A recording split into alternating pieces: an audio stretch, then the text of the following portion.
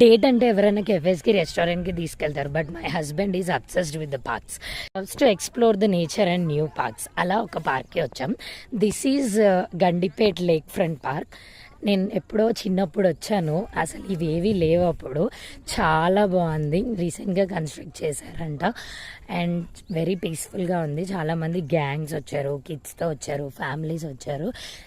So ఇక్కడ like running చేయడానికి path ఉంది అండ్ షటిల్ ఆడొచ్చు. లైక్ పిక్స్ అయితే చాలా బాగా వస్తాయి. ఇంకా పిక్స్ బాగా దిగాలనుకునే వాళ్ళకైతే పండగ ఈ పార్క్ వస్తే. అన్నీ లేపి తీసుకొస్తుంటే అబ్బా ఇది ఎక్కడ టార్చర్ అనుకున్నా, కానీ వచ్చిన తర్వాత మాత్రం ప్లేస్ మాత్రం ఎక్సలెంట్గా ఉంది.